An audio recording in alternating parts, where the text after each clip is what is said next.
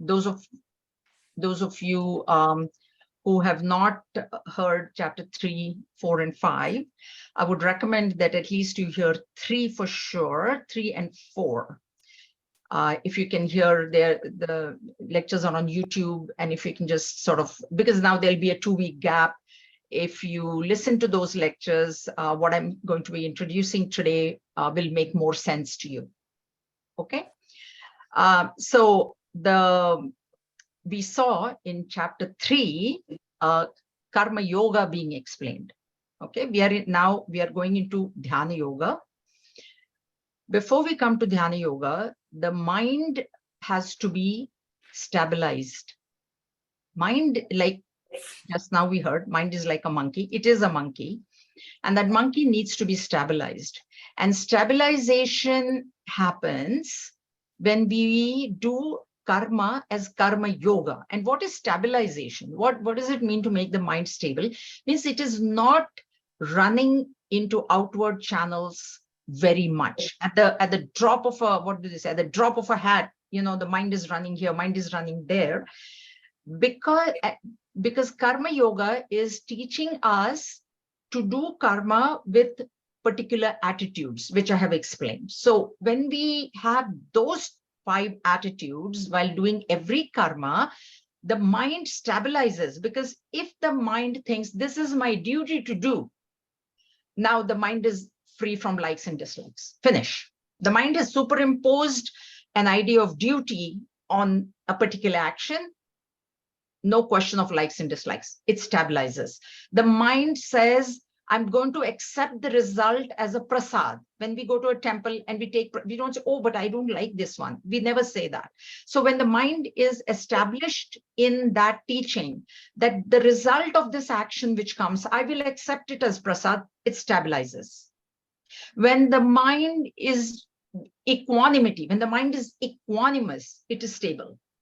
Equanimity is stability. So stabilization of the mind is being practiced in karma yoga in chapter 3. That's a practice, because we were karmis. What is a karmi?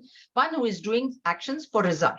One who thinks I'm doing the action and I'm going to enjoy the result, and I want this particular result. And if I don't get this particular result, I am not going to be happy. That's a karmi. Now this karmi has been brought into karma yoga. And then imagine if that sort of an attitude I have of a karmi, how unstable my mind is going to be. So from that instability, we are bringing the mind into stability. Practice. So we are practicing. We practice chapter 3, and then we reach after many births. Don't think we practice for 1 month and we reach. It's not like that. But perhaps after many births, by Guru's grace, we end up with chapter 4, which most of you know, verse 18, where we start getting glimpses. When the mind stabilizes, it becomes peaceful. We start getting glimpses of that underlying substratum, which is actually the non-doer. We are getting only glimpses. Okay. Now, even though this chapter 6 comes after 5, the material in this chapter has to go between chapter 4 and 5. What we are going to study in this chapter is to be practiced, and it can be simultaneously practiced, it is not sequential, simultaneously. Practice karma yoga. While practicing karma yoga, after having practiced karma yoga for a while, when the mind starts getting glimpses of that reality, that substratum, that in action, when the mind starts seeing inaction, and action in inaction, it is ready for dhyana yoga. It is ready. That's where dhyana yoga has to be started, because when we came to chapter 5 is karma sannyas in knowledge. So the knowledge has already happened. Now, chapter 6 is not for those who have already realized. It is not for realized masters. This chapter is for seekers.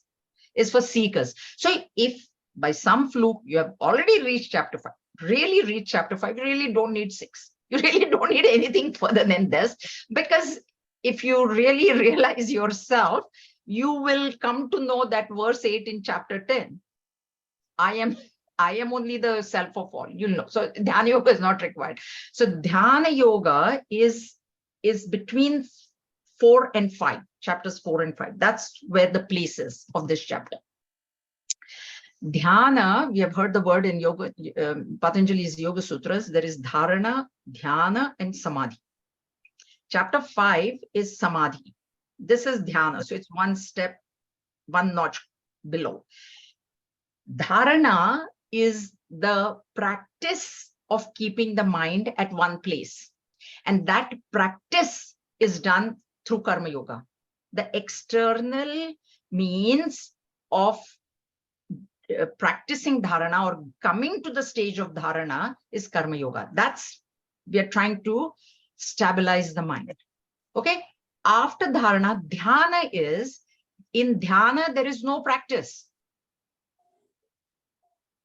The mind is now so stable that when you tell the mind, I want you to sit here, like, okay, I want you to sit here in between my eyebrows, the mind must sit there.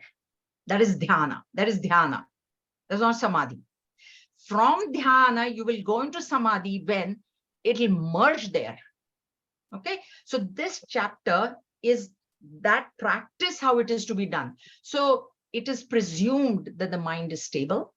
It is presumed that the mind is not running around here and there, helter-skelter like a monkey.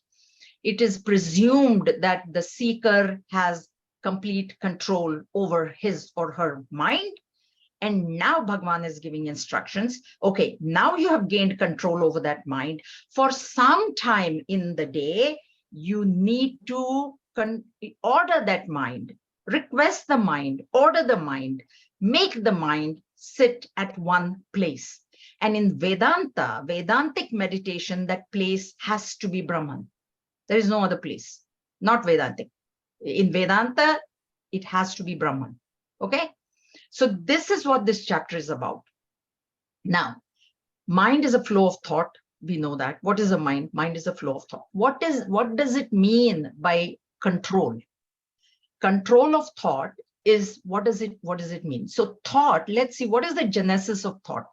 What understanding we have is that I see something outside and a thought is generated in my mind. So the source of the thought right now, we think, is an object, a person, or a situation outside. So I see an ad in the paper, or I see an ad on TV, or I see something outside, or I see a person, and then suddenly a thought comes up.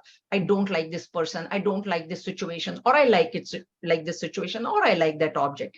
And I think that the source of that thought is outside me. But what we need to realize is, why is the thought arising in my mind when I see this thing is because of my value system. So it is my value system, which is coming from within me, which is actually the source of every single thought. That is why I've, in some classes, anyway, so all of us have walked in a mall and there is at least 1 million objects there. Can all of us say that every single object caught my attention? Whether, oh God, horrible item. Oh, I love this, or whatever. Can we honestly claim that every single object in that mall attracted my attention? We can't. Anybody raise hands if they can. You can't. Now, the question is, why are there millions of objects? Why are people keeping so many? Even in one store, there are millions of things. That is because there are millions of people, and millions of people have millions of value systems. Each one of us has a different value system. I value A, either situation A, object A, or person A, but somebody else is valuing B, somebody else is valuing C. So the shopkeepers, they have to keep from A to Z, because they don't know which person is going to walk in. This person might value Z. So I have to have Z in the hand, or I have to have A, B, C, D, whatever. So the genesis of thought has to be first understood, because only when I understand that the thought is coming from within me, can I even try to control it? Because if it's coming from outside, There's no way that we can control anything which is not within us. It has to be within us. It is within us. That is where we know that I can even exercise control. Because one thing you have to understand in Bhagavad Gita or any text, if Bhagwan is saying that this should be done, it is possible to do. Because Bhagwan can never say something, yeah, it is, do this. But that's an impossible thing. So if Bhagwan is saying that the thoughts can be controlled, then yes, they can be controlled. And we think that, oh, no, my mind is running this, that. So understand first that I am the originator of the thought. If I am the originator, I can control my, that's why we have no control over anybody else's thought. Because I cannot generate a thought in anybody else's mind. I cannot. I may think, oh, the person saw me and felt so happy, so I made that person happy. No. Because if I think I can make one person happy, then I should be making everybody happy, but I don't. Like Gurudev has said, some people, they make people happy by entering and some by leaving. So there is nothing like that. So I am the generator of the thought and I can then control it. Now, what is the meaning of control? See, when I control something, it'll maybe at that point in time, the thought might get controlled. But when you're pushing something down with force, when that force is removed, it's going to burst out. So then what is the point? So control has to be exercised in the form of choice. And that is why in this same chapter, Bhagavan will say later on, make the mind your friend. That's the idea. So if your mind is your friend, who is a friend? Friend is someone who will encourage us to do things that are correct. Not necessarily that I like, but a true friend is one who knows what is right for me. And if I am trying to do the right thing, it's difficult. Right things are always difficult. Wrong things to do are very easy. If I'm trying to do the right thing, then that friend is going to support me. Yes, you're doing the right thing. Don't give up. Please stay there. Okay? Or keep doing it. So if the mind is my friend, and if now I'm trying to tell the mind that, oh, mind, yes, there is a choice of going out somewhere, but now I need to meditate. I need to sit here and meditate.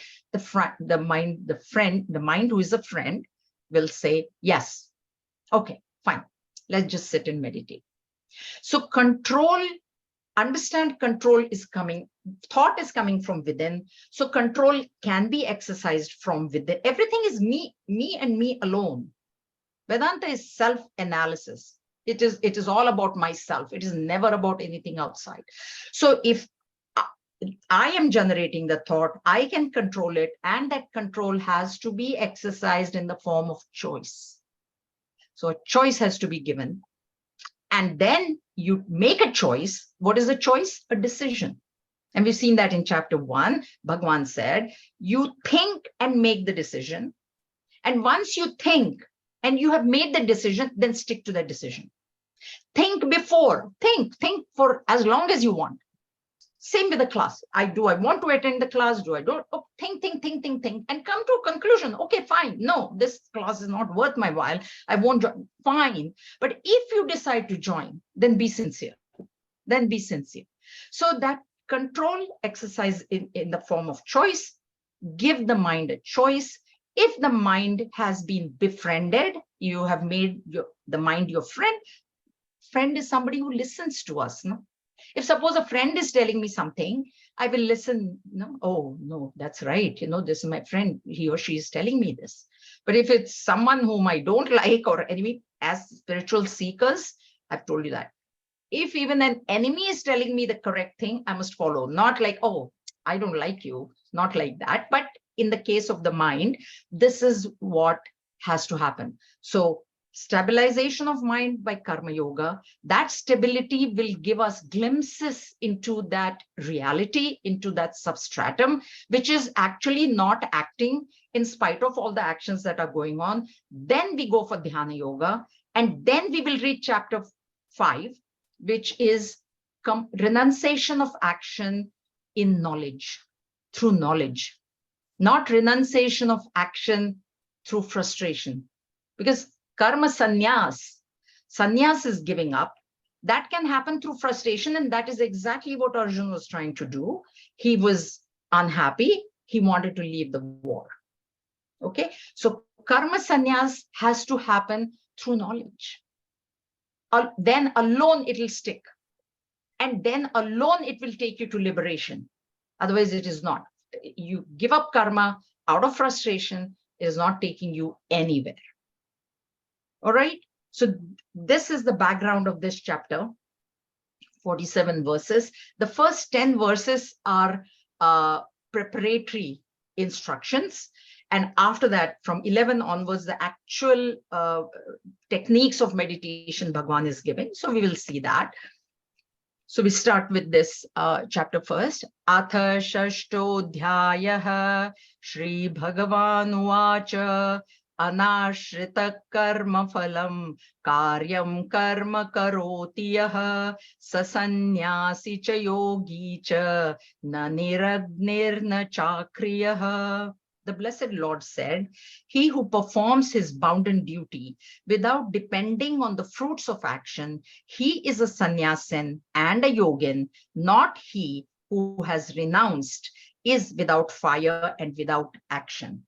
I've told you already, this chapter is for householders. This chapter is not for sannyas. And when I say not for sannyasins, sannyasin here, I mean a realized master. If a person has already realized, he really doesn't need all these instructions. Because why? He's already doing all this. So this whole chapter is for us. Now, he says, I will call such a person a sannyasi. Please understand the word sannyasi here very clearly. This verse is to inspire a grahastha. It is to inspire Arjun. Arjun was a grahastha, a householder. So it is to inspire us. Bhagwan is saying, I am willing to call a householder even a sannyasi. Generally, the idea of sannyasi in our head is, first of all, orange clothes. Secondly, no possessions, living in some ashram or living in Himalayas. And, you know, oh, sannyasis, they're not supposed to cook, so they don't cook. Then they ask for bhiksha. That is the idea we have of sannyasi. But here Bhagwan is saying, you can be a householder. You stay in your own house. But there are two conditions. There is anashrita karma phalam karyam. Ashrita, ashraya means shelter. Shelter means here, ashrita means dependency. And when you add an to it, because and when they add, then that prefix becomes an. No is half no is anyway, it becomes opposite. So ashrita dependency, anashrita no dependency. So a householder living in a house, having his children, having family, having whatever, if he does not depend, he or she does not depend on what? Karma phalam karyam, bounden duty. Depend on the karma phala, the fruits of the actions that he is doing. That dependency he reduces. If he can give up, I am willing to call him a sannyasi, even though he may not be wearing orange clothes, even though niragni means this agni is, first of all, it is used to cook food. Okay. So generally sannyasis, those traditional sannyasis, they are not supposed to cook their own food. Okay. So a person who has given up cooking, now, if I say that, oh, Sandhya, I want to be a sannyasi, so I'll stop cooking food and then I'll depend on somebody else. That is not the idea. I'm living in a house. You're living in a house. So he says a person, if he is just giving up actions, who is this meaning? Arjun. Arjun, what were you doing? You were just giving up the war for no reason, because you just didn't like to kill your own people. So you were giving up the war. This is what he's meaning here.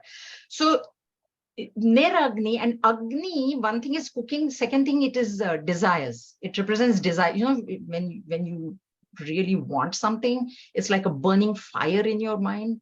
Like I want this, right? So Agni is a representation of desire as well. So he says that a sannyasi has given up desires. A real sannyasi, real, when I say sannyasi, a real means who is really given up everything.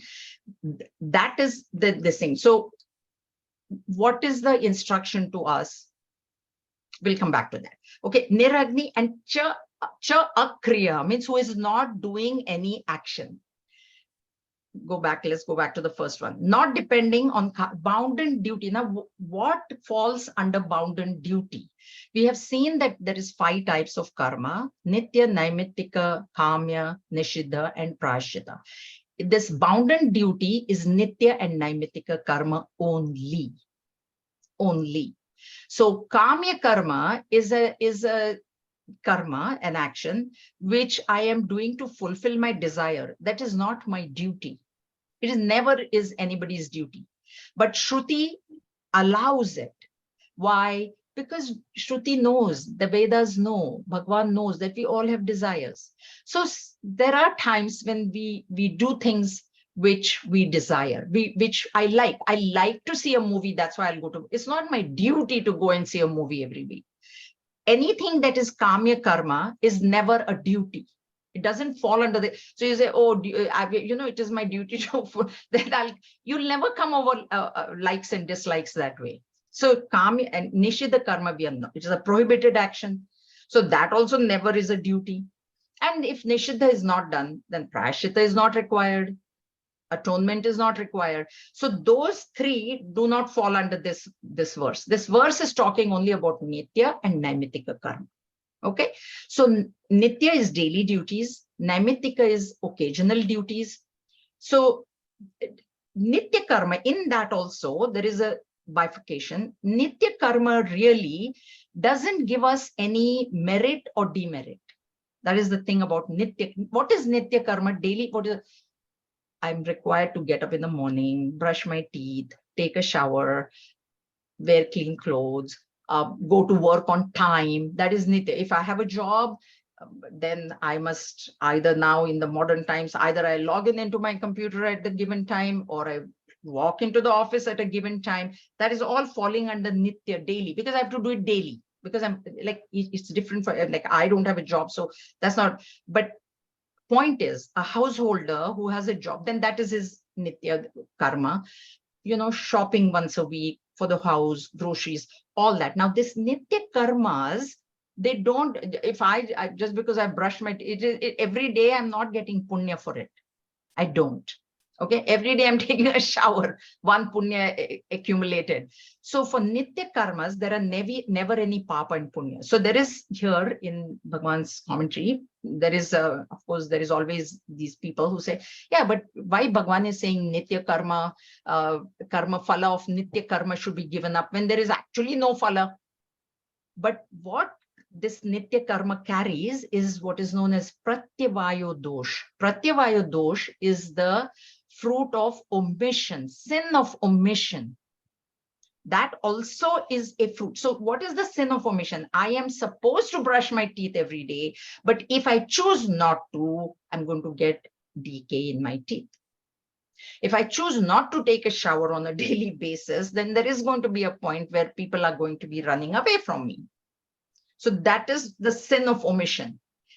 That will not happen. That everything has to be given. No, sorry, that also has to be given up. So a person has to follow, a householder has to follow his daily duties without even thinking. This, we don't think, oh, should I brush today? Should I take a shower? No thoughts where it comes to daily duties. There should be no choice unless please. Okay, so if you've got pneumonia and if the doctor said don't take a shower, then please don't take a shower, okay? Because that, oh, it's my daily duty, so who cares what I have? No, that's not there. In the normal course of your life, the body is feeling normal, then these fall under daily duties. And these daily duties, nitya karmas, they do not give you merit or demerit. If you don't do, there will be demerit, but if you keep following them, but you need to do them not because, oh, I should get something out of it, or, oh, I hope I don't get cavities, even that thought should not be there. That is what is meant by anashrita. No dependency on either the result or the pratyabhaya dosha. Now, naimittika karma carries merits. It is once in a while. Naimittika karma, what falls under that is shraddha karma for your, ancestors. Maybe some families might be doing Ganpati every year, then that has to be done. Some puja, some Navratri fast. Some people do various things, like various things. If you have if your family tradition is there, and if you have decided to do that, then yes, then you should do. But you should not do it with the thought that I will get some result, I will get a merit. That's why I'm doing it. You do it as a duty. That's why the idea of superimposition of sense of duty on every action is given to us in karma yoga only. This is my duty to do, to brush my teeth. This is my duty to take a shower. This is my duty to go to work on time. This is my duty to, do this. This is my duty. Finish. No thinking of what result will come or not come. Law of karma dictates that there will be a result. So that result will come, but you don't depend. Oh, if that comes, then I will be happy. Oh, this didn't come. Oh, I'm very unhappy. If a householder can do this, karya karma karoti yaha. Yaha, he who does every karma. This karma, there is karma phalam, karyam, karma, karoti. So yaha, he who does karoti, every action as a bounden duty, without depending on the result. In Sanskrit, it is actually like Urdu, you have to understand it backwards. The sentence formation, you will notice that it goes from left to right, but the understanding is, that's why he who, like in English, we wouldn't have said not depending on the fruits of action, which are your bounden duties. And if somebody, we wouldn't have said it like that, we would have said he. So in English, it becomes he who does every karma, every action as his bounden duty, without depending on the result of action. Him, saha sannyasi, I am willing to call him a sannyasi. Now, in this karma, that's why I told you, nishiddha karma. So you say, oh, I will do this nishiddha karma as my bounden duty. That doesn't work. That doesn't work. I'm not supposed to be robbing a bank, but I will go do it. It's my, no, that doesn't work. So that's why in karma, this word karma, only nitya and naimittika fall. Because he's qualified it with karya, which is bounden duty. Is it my bounden duty to go watch a movie every week? Is it my bounden duty to watch TV so many hours a day? It is not. I am allowed to do it. I do it. That's why I've given you the 80-20% rule. 20% of the time, you have to allow the mind to do whatever that the mind wants to do. But 80% of the time, try to follow this. And Bhagwan is encouraging Arjun, Bhagwan is encouraging us that staying in the position that we have been put in by Bhagwan only, by our past actions, we need not say that, oh, it would have been so nice if I had, not gotten married, or I had started this earlier. Don't have any such thoughts if we can do it even now. Now we heard this. Let's start now. Saha sannyasi. Saha yogi also. So what is the difference between sannyasi and yogi? Sannyasi is one, the real sense, in the real meaning of the word, is one who has renounced. Okay? Who has renounced what? Desires in the mind. Why? Because he has seen the truth. He has come to know that it is me alone who is supporting this entire world. I only, the self in me is the self in all. All those things he has realized. Okay? He has realized. We have not. So Bhagwan is saying, I will even call you that only. Look what a bargain. Think about it. A sannyasi is one who has given up his desires completely. But Bhagwan is saying, you have your desires. I have no problem for that. But you give, when you do action, your bounden duties, you give up your dependency on the result. I am willing to call you a sannyasi. It's a great bargain. I'm telling you, very great bargain if we can do that. Yogi, here yogi is a karma yogi. He says, so a karma yogi, if we follow those attitudes, prasada buddhi, this verse specifically is referring to that attitude of prasada buddhi, where I will accept anything that comes as a result as prasad. Means no complaints. What is prasad? I've told you. You get prasad in the temple if it may be a thing which you don't like. But you're not going to say that. You say, oh, this is what I got. Okay, I accept. So that attitude of acceptance. So he says, he is a karma yogi also. I'm willing to call him a, plus I'm willing to call him a sannyasi. Great assurance by Bhagwan here. And not sannyasi is not one who has just given up cooking. Agni. Sannyasi, that sannyasi, there are those sannyasis, okay? Not that they are not there. They are there, but you just by giving up karma phala, dependency on result of action, I'm willing to call you a sannyasi. I'm also willing to call you a yogi, a karma yogi. It is not that. So what the lesson is for us is, it is not the external, garb that determines whether we are a sannyasi or not. It is mental. Where is your mind? That is what determines whether I am a sannyasi or not. It doesn't depend on where I'm staying. That's why we have given you the example of King Janaka. He was a king. So being a king, he would have been eating in like silver thalis and sleeping on satin sheets, and all the comforts that anybody can imagine he would have had. And yet he was a sannyasi. Why? Because in his mind, he had renounced everything. So what externally we do, it doesn't matter. That's why it is self-analysis. So you go into the deep recesses of your own mind and you say, am I really attached to this house? Am I attached to my belongings? Am I attached to my people? Am I attached, am I attached to the body?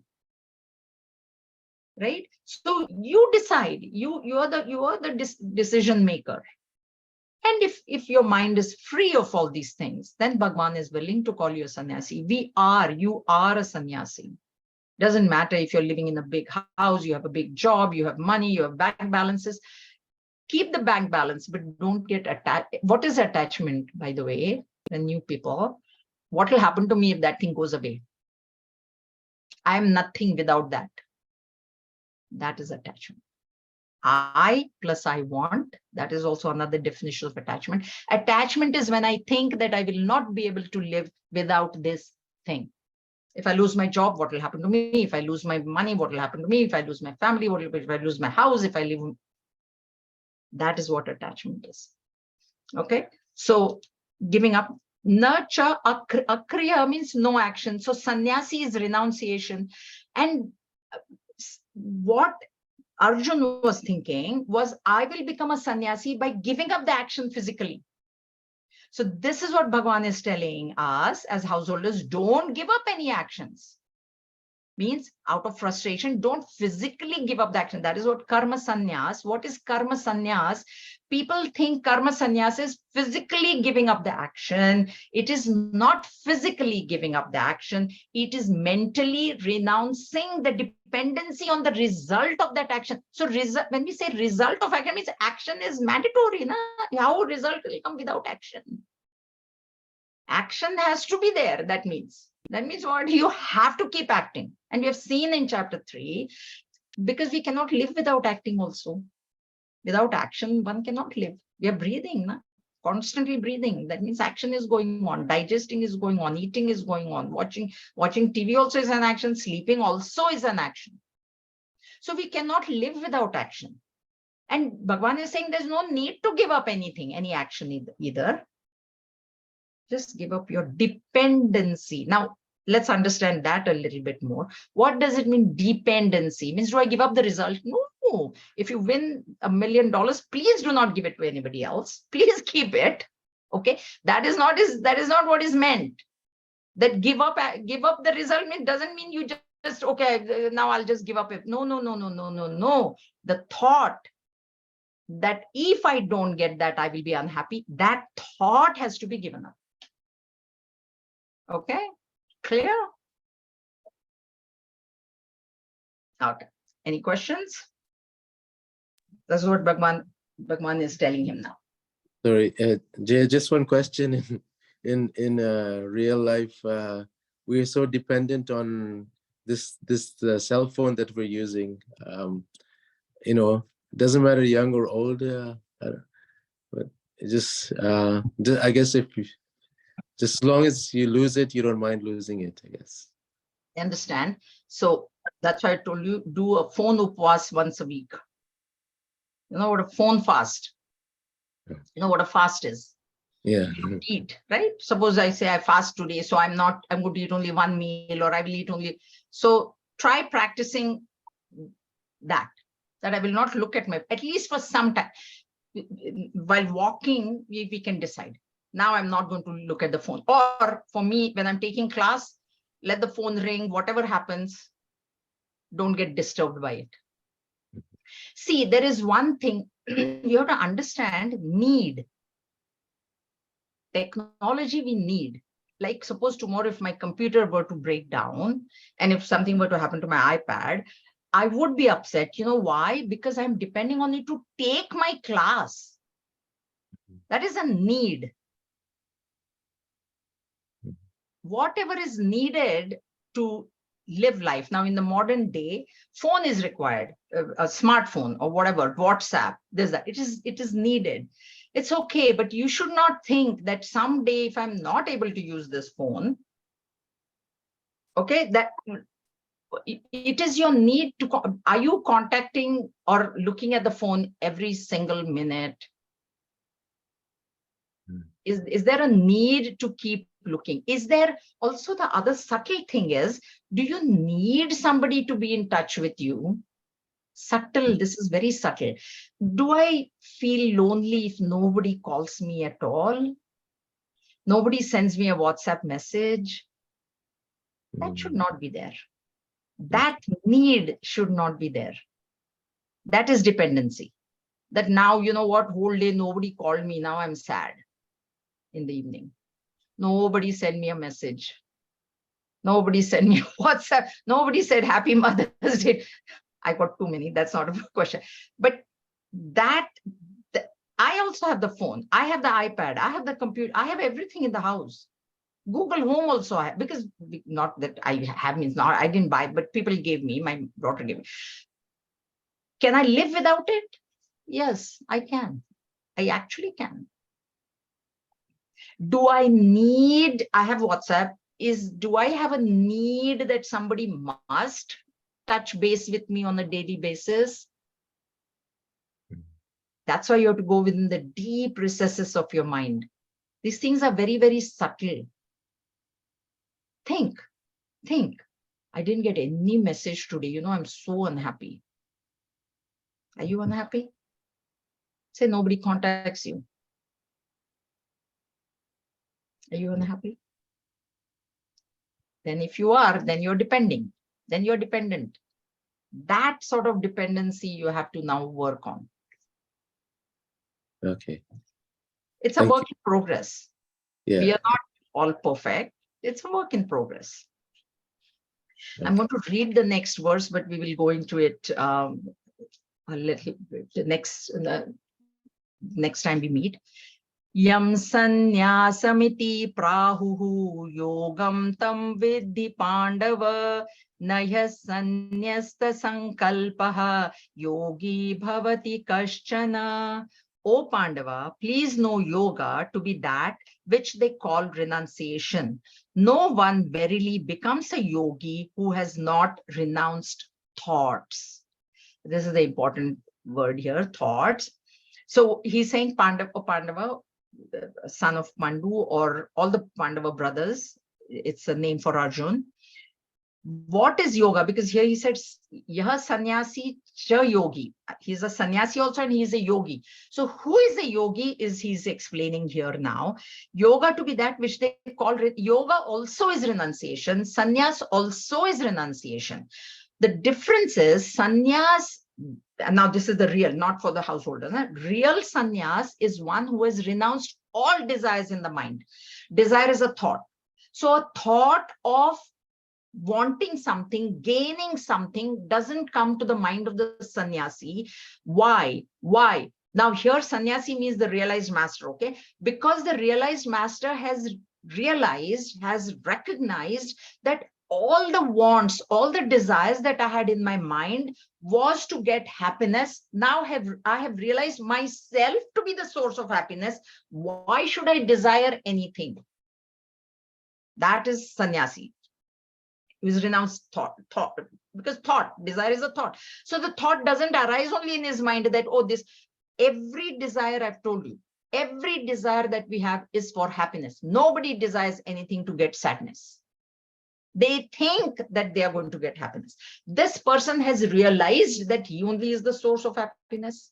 It is like there was a chocolate, there was a sugar cube running after a chocolate bar. And they said, why are you running after the chocolate bar? They asked the cube of sugar. And the cube replied, I want sweetness. I want sweetness from the chocolate. I want sweetness from the... Actually, what is the condition? That sugar cube has lent its sweetness to that chocolate. Now the cube is only running. Now that is what we are the sugar cube. We are the source of happiness, and we are running after something else whom we only have given happiness. That is a sannyasi, the one who has stopped that running. But here what he says is, yogi who has, no one becomes a yogi who has not renounced thought. So yogi also is a person who has renounced thought. Now here what you have to understand is, this thought is not a thought of desire. It is the dependency on the karma phala. You get the point? What is this thought? We'll talk about it more next time.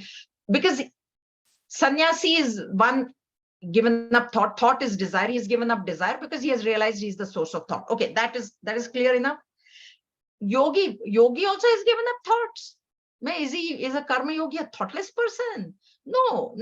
What thought is that yogi has given up? He has not given up the desire, the thought of desire. He has the desire, okay, that I want to get this, but that only this result will make me happy. That thought he has given up. And that Bhagwan says, I'm willing, he's a yogi. That's fine. That's fine. We'll talk about this more. Are there any questions? Om swasti prajabhya paripalayantam nyayena margena mahim mahishaha go brahmanebhya shubhamastu nityam loka samasta sukhino bhavantu kale varshatu parjanyaha prithvi sasya shalini desho yam kshobarahita brahmana santu nirbhayaha. Om sarvesham swasti bhavatu sarvesham shantir bhavatu sarvesham purnam bhavatu sarvesham mangalam bhavatu sarve bhavantu sukhinaha sarve santu niramayaha sarve bhadrani pashyantu ma kashchit dukha bhag bhavet. Om asato ma sadgamaya tamaso ma jyotirgamaya mrityorma amritam gamaya. Om purnamadav purnamidam purnat purnamudachyate purnasya purnamadaya purnameva avashishyate. Om shanti shanti shanti. Harihi Om. Shri Gurubhyo Namaha. Harihi Om. Okay, Hari Om. Have a great day.